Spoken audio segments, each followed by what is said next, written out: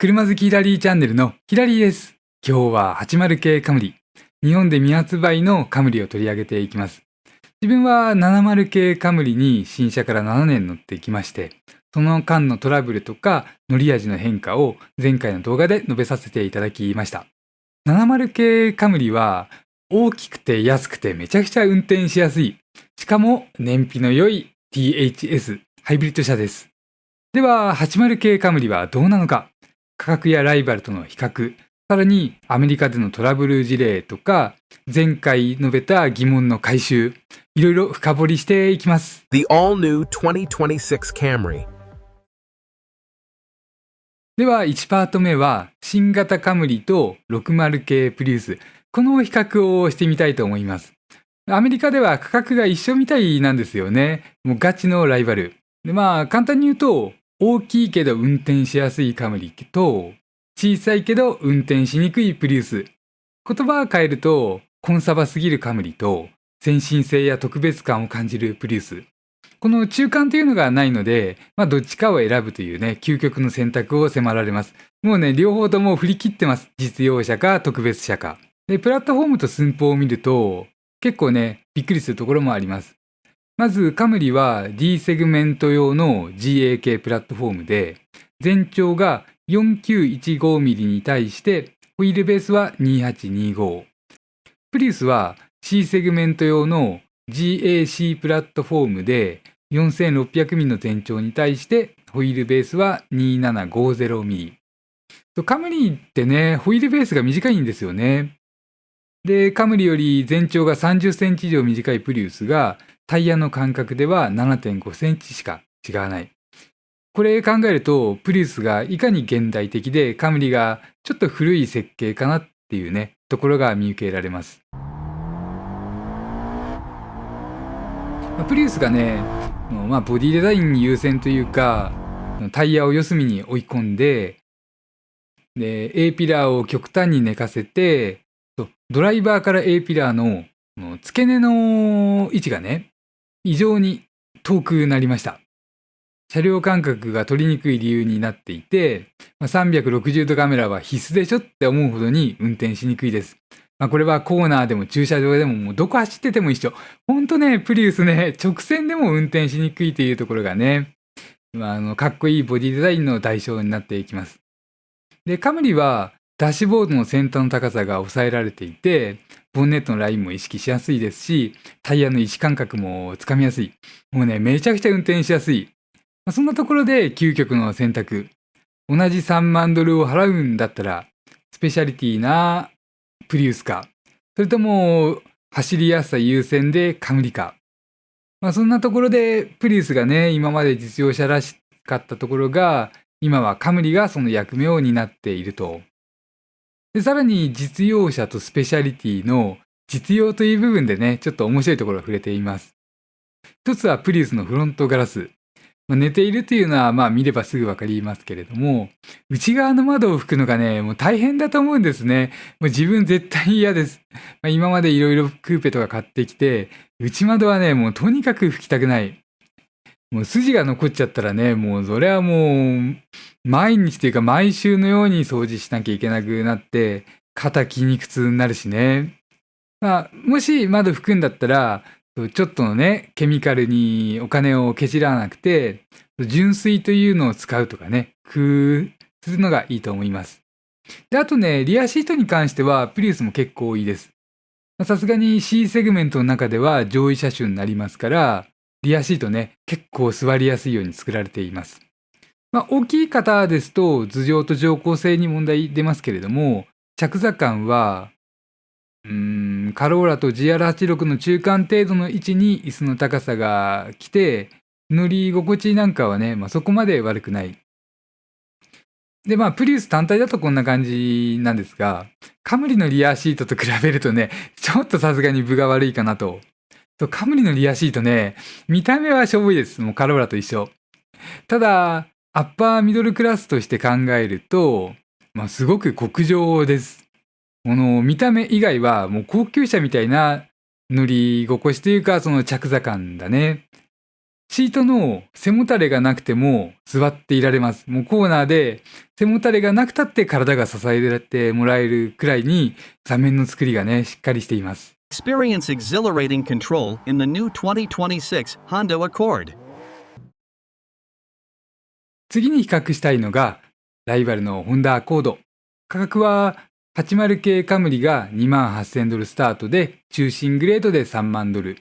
対するアコードもほぼ一緒です。ただパワートレインが異なっていて、アコードの$28,000は純ガソリンモデル 1500cc ターボとなっていました。ハイブリッドは$34,000からになります。トヨタがそこそこかつ安価というアプローチ。ホンダは高価かつ高品質重視というアプローチ。これがね、日本だけではなくてアメリカでも一緒みたいです。で、アメリカのアコードはアメリカ生産らしいです。日本では現在タイ生産のアコードが輸入されている。で、価格は600万円クラスに上がっていて、もはや誰が買うんだみたいな感じでね、ネットでも言われています。で、アコードと北米カムリを比較すると、両者の車作りへのアプローチの違いが見えてきます。まずね、アコードは電制御サスペンションが使用されている。ステアリングを切ると自動で弱いブレーキをかけて、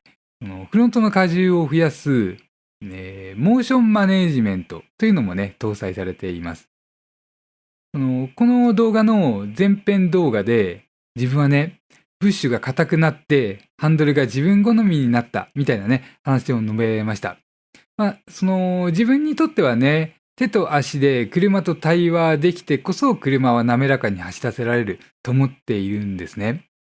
そんなこともあって電子制御サスペンションがね、好きじゃないです。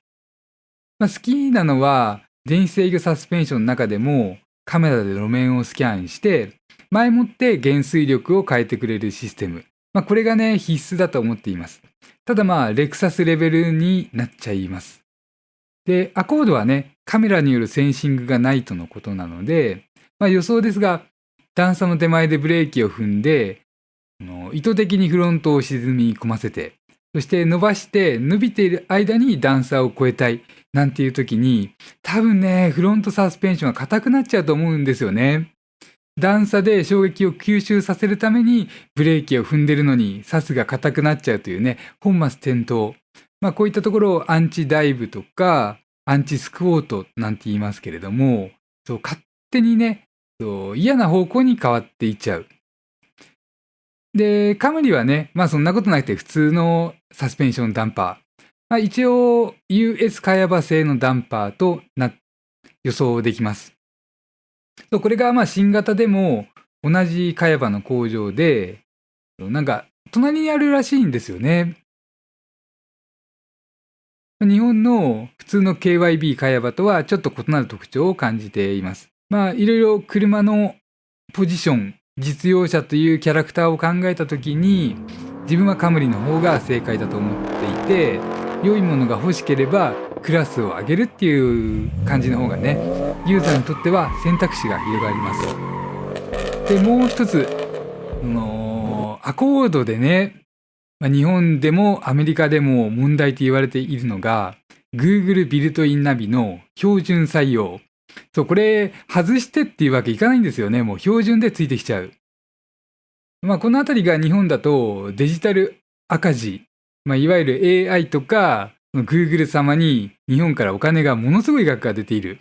いくら日本人が働いてもその働くために AI が必要だったりナビが必要ですから、もうどんなにやってもね、ここが変えようがないみたいなところでデジタル赤字の問題。それは置いとくとして、ユーザーの走行データがね、アメリカに行くというのと、ホンダがライセンス料を上納をしています。で、その上納金は誰が払っているのか。これはね、もう考えなくても想像できる。で、調べてみるとやっぱりアメリカでもね、このシステムが否定的で、世界のレビューって日本より率直ですから表現が激しかったです。本当否定的というかね、もうデジタルゴミっていう言葉が頻繁に目につきました。さすがにホンダ好きとしてこのゴミっていうねそう、ゴミっていう表現がね、もうちょっと嫌でね、これ以上調べなかったんですけれども、標準装備なんでね。で、アメリカですと、3年間の無料期間があって、それが終わると、年間$400、今のレートで言ったら6万円、このサブスクがね、必要みたいです。日本は年額2万円なので、まだ良心的かなと思いました。インフォメテイメント、ナビとか音楽周りの OS を他社から買ってくるというのは、ホンダだけではなくて日産もそうですけれども、この OS っていうかね、ここのコンピューターが重くなれば、どうしたらいいのってことになりますし、そうすると中古車の価格というのは必然的に暴落していく。あんまりね、いいことはないです。で、このあたりトヨタはどうかっていうと、全社共通に近いような AGL っていうね、独自 OS を持っています。Linux ベースで、オートモーティブグレード Linux って名前だったかな。これはもうユーザーのスマホがつながる。なので、10年経ってね、その OS が古くなっても、コンピューターが古くなっても、つなぐスマホだけ買い替えればいい。こんなのも、もっと楽天モバイルだったら、機種は3万円で買えて、月に3ギガ使えて、月額1000円ですからね。これをダッシュボードとかに本投げといて、車専用にしちゃえばいい。自分だったらそうします。ディスプレイオーディオと Google マップでナビを使った場合、どのくらい転送量かかるのか。1時間で50キロ走って5メガぐらいの感覚でした。本当は5メガです。ちなみに YouTube の動画を10分見ると150メガバイトが目安ですから、その何分の1、ちょっと計算できないぐらいの数値ですよね。そうしましたらカムリのお話。後半は80系カムリのメカニズムとか、安いからこそ価値があるという部分、そしてアメリカでのリアルなトラブル事情について触れていきます。まず新型カムリのサイドビュー、ドアのあたりをね、見てください。ドアパネルや窓枠の造形、70系とそっくりじゃないですか、これ。でね、自分も同じもんだろうと思いつつ、一応ね、AI に調べさせました。すると、70系と80系は同じ金型を流用しているそうです。これが手抜きとね、言えば一言で済んじゃうんですけれども、そうじゃないと思います。これこそがトヨタ。日本と一緒です。もう経営戦略だね。車作りにおいて、ドアやボディサイドのプレスの金型、これは膨大なコストがかかります。ここをあえて変えないことでコストを抑えて、浮いた予算を、ハンマーヘッド、わかりやすいね、その顔の部分に持ってくるとか、ハイブリッドシステムを新しいものに変えるとか、内装を立派にしたという感じになりますね。なんだかんだ言ってね、それよりも価格をキープして出してきているといったところでね、コスト削減がそのままユーザーのメリットとしてつながっているところが、この80系カムリの素晴らしいところだと思います。もう本当、パッと見のイメージを劇的に変えて、ボディサイズの大きな実用車を3万ドルというね、安価な価格で維持する。この割り切りがあるからこそ、一般ユーザーは燃費が良くて、立派なセダンを適正というか安い価格で買えるんだと思います。本当1ドル100円だったら300万ですからね。このあたりがパソコンで言ったらロジクール。その他多くの分野で業界トップを取る企業というのはそこそこのものをそこそこ安くで魅力は CM でアピールするこの傾向がね一緒です。自分はこの姿勢こそが自動車メーカーの中でも実用車らしいメーカーの正解だと、トヨタやロジクールの魅力だと高く評価しています。もう本当トヨタってね乗ればそこそこロジクールも使えば不満が多い。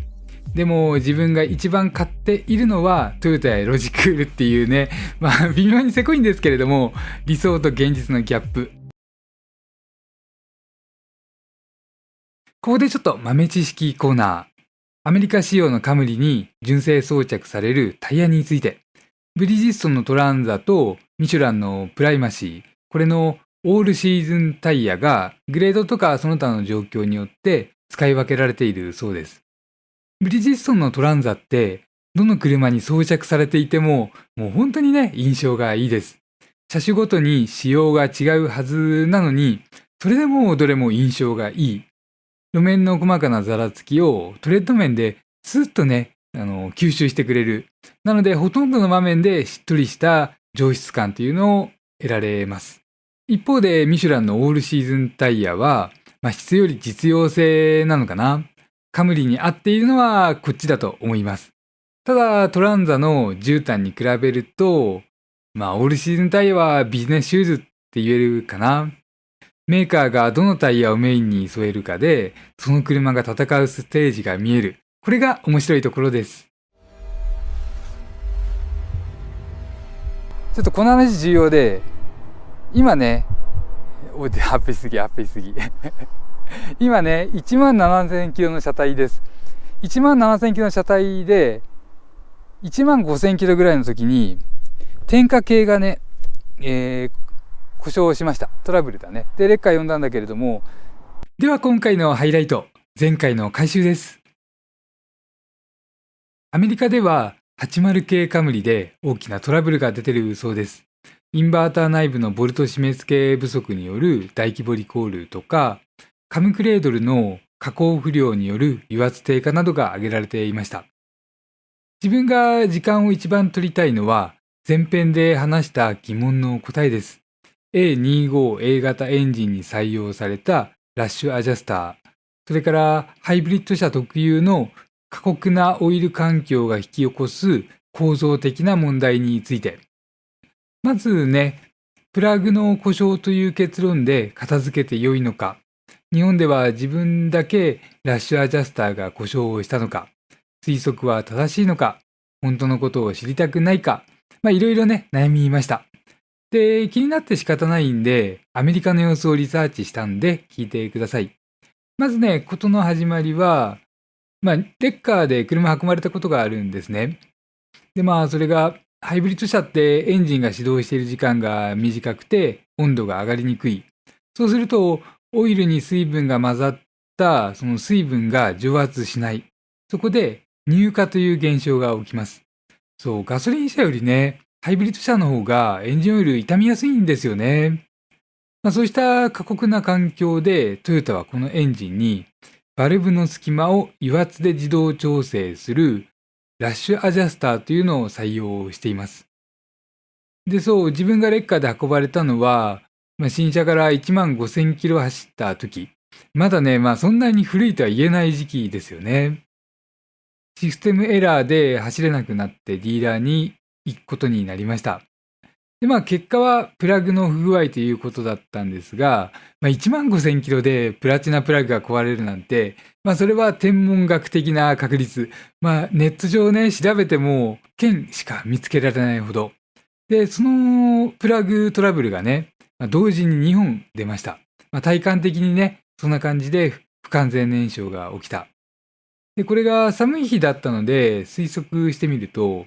オイルトラブルか逆にエンジンの温度が上がって点火系の抵抗上昇。それから12ボルトバッテリーをものすごくせこくね、上がったバッテリーを充電してまで使っていたので、それによって抵抗劣化、電気系のね、抵抗が増えたというのも考えられます。で、その中で一つの推測は、水分が混ざってドロドロになったオイルがラッシュアジャスターの繊細な油圧経路に入り込んだみたいな感じです。すると油圧が保てなくてラッシュが正常に機能しなくなってバルブの開閉タイミングが狂います。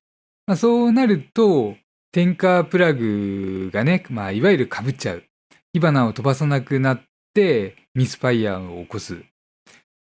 このあたりがね、新車から15,000キロで経験した劣化騒ぎの原因かなと。このオイルの問題とバッテリーを適当に扱っちゃったことかな。で、調べると、アメリカの80系カムリでも、冷感の始動時、寒い時にね、数秒間ガラガラと音が鳴ったりとか、コールドスタートなんとかっていうエラートラブルが出たりとか、そういったあたりがね、報告されていました。これはオイルが回るまでに、ラッシュアジャスターが油圧を保持できなくなっている証拠とも言えます。一応トヨタによるとメンテナンスフリーが謳われていて、でもこのね、エンジンの始動時間が少ないハイブリッド用エンジンにラッシュアジャスターが必要かどうかっていう問題がね、思いつくというかこう言いたくなります。これによってエンジンオイルを頻繁に変えたらハイブリッド車の長所がね、低コストという長所が消えちゃいますからね。そしたらユーザーはどうしたらいいか。カムリとかハリアーとかマニュアルモードがついています。で、たまにはエンジン回すどころか短距離走行だったらもう積極的にね、このマニュアルモードを使ってエンジンオイルの温度を上げて水分を蒸発させる。もうこれしかないです。維持費の安いハイブリッド車でもう無駄にエンジンオイルを交換するのはもうそれこそ無駄の無駄。だったらもっとね、安価なプリウスとかアクアとかを買えばいいだけです。なので、カムリやハリアーユーザーは、工夫でトラブルを未然に防いで、楽しく運転する方がいいなと思います。で、次が、80系カムリが日本に導入される可能性。結論から言うと、自分は絶望的だと思っています。日本国内に生産ラインはなくて、アメリカや中国から右ハンドル仕様を導入したとすると、間違いなくというか、価格は500万円を超えてきます。